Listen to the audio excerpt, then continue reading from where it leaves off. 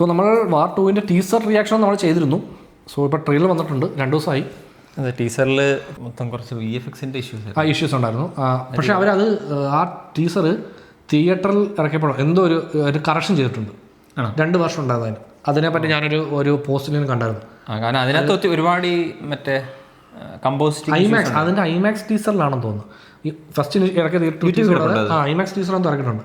അതിനകത്താണ് ഈ ജെൻഡിയാർ ഓടി വരുന്ന സീനിലൊക്കെ ഇവർ VFXൽ കുറച്ചുകൂടെ ചേഞ്ചസ് വരുത്തിയിട്ടുണ്ട്. ആ കമ്പോസിറ്റിംഗ് ഇഷ്യൂസ് ആണ്. അതായത് ഈ എലമെന്റ്സ് ഒക്കെ എങ്ങനെ വെച്ചിട്ടുണ്ട്, പക്ഷെ അത് കമ്പോസിറ്റ് ചെയ്യാത്തൊരു ഫീല്. സോ വാർ 2 ട്രെയിലർ വന്നിട്ടുണ്ട്, നമുക്ക് ട്രെയിലർ കണ്ടു നോക്കാം.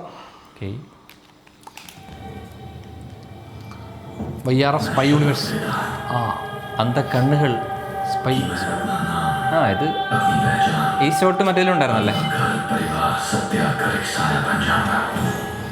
പുള്ളിയൊക്കെ ആക്ഷൻ സീൻ കാണാൻ ഭയങ്കര രസമാണ്. ആക്ഷൻ റോളിൽ പ്രതിഘോഷനെ കാണാൻ. വൂൾഫ് കൊള്ളാം, NTR കൊള്ളാം. അരവിന്ദ് സമേത എന്ന് പറഞ്ഞൊരു പടമുണ്ട് പുള്ളിയുടെ, അതിലൊരു ലുക്ക് പോലെ പുള്ളിക്ക്.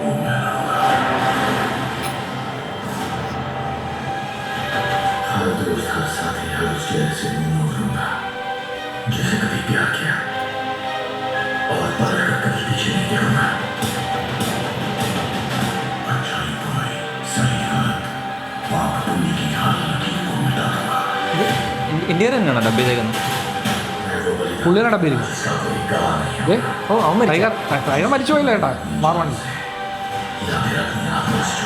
ഇവന് കഴിഞ്ഞതിലുള്ള വില്ലനായിരുന്നോ? പുള്ളിയുടെ മകളാണ്. ഈ ഫ്ലൈറ്റ് ഒന്നും നമുക്കില്ലല്ലോ ഇന്ത്യൻ ആർമിയിൽ.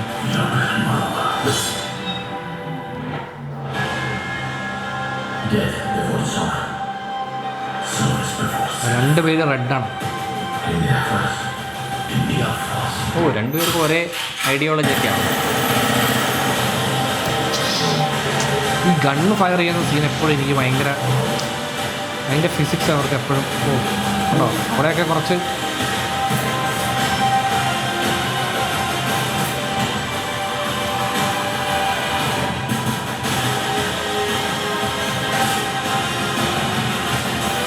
മറ്റേ 7-Upന്റെ തംസപ്പിൻ്റെ ഒരു ആടില്ല അല്ലേ? ആ ഷോട്ട് ടീസറിൽ വർക്കായല്ലോ. എങ്കിൽ പിന്നെ ട്രെയിലർ വിട്ടേക്കാം.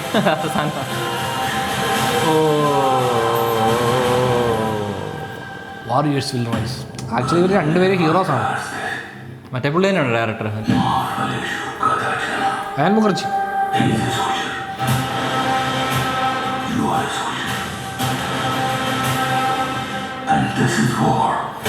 No, this is War 2.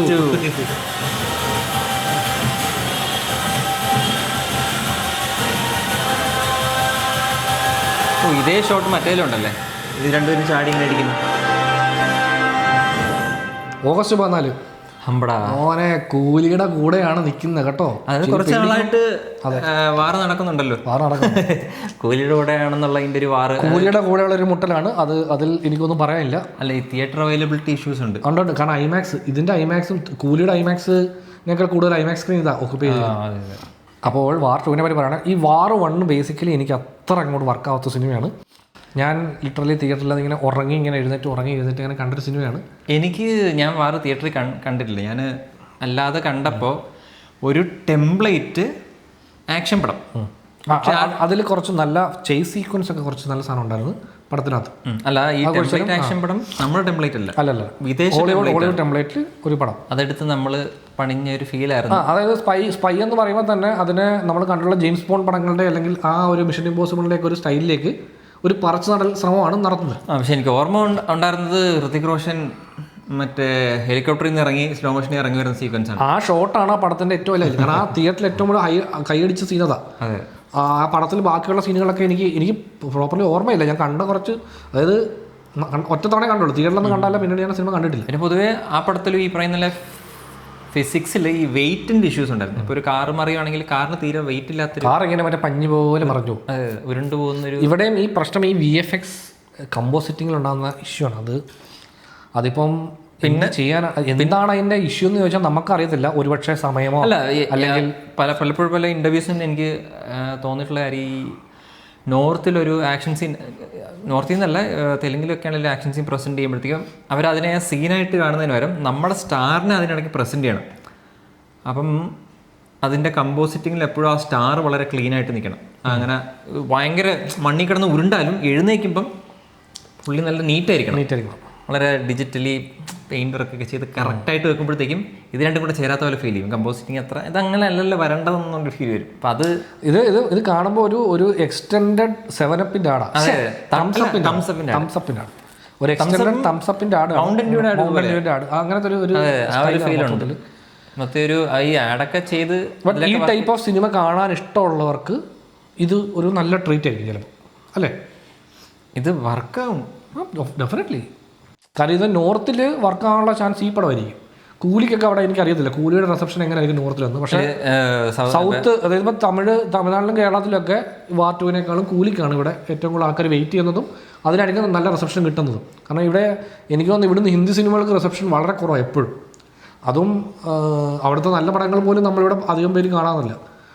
ആ സമയത്താണ് ഇതുപോലത്തെ ബിഗ് ബജറ്റ് വലിയ ബ്രഹ്മാണ്ട VFX മയമൊക്കെ വരുമ്പോഴത്തേക്കും.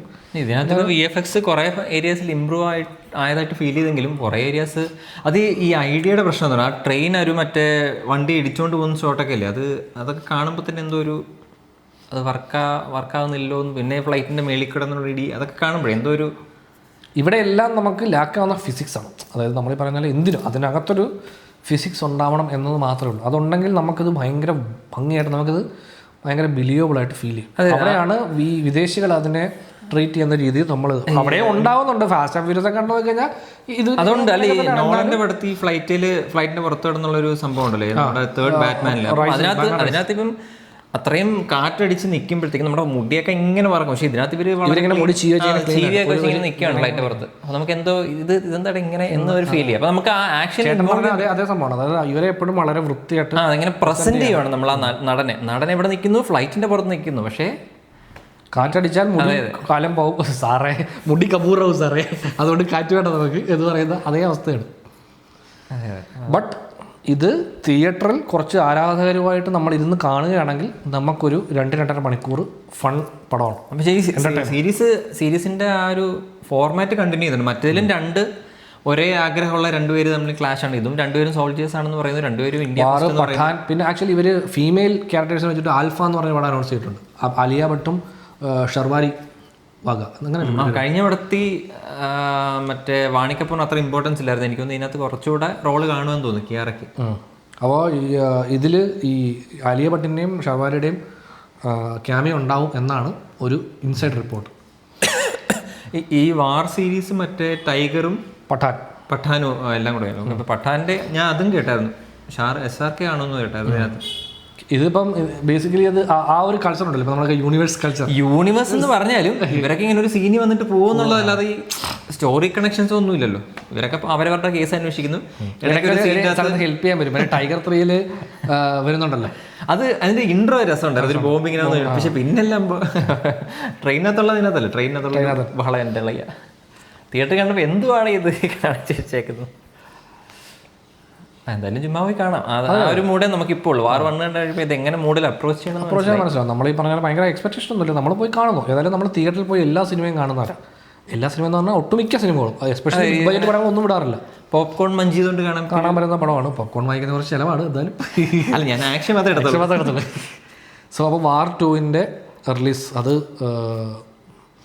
August 14 കൂലിക്കൊപ്പം. അന്ന് കൂലിയുടെ അന്ന് 2 ഡബിൾ ദമാക്കാണ് നമുക്ക്.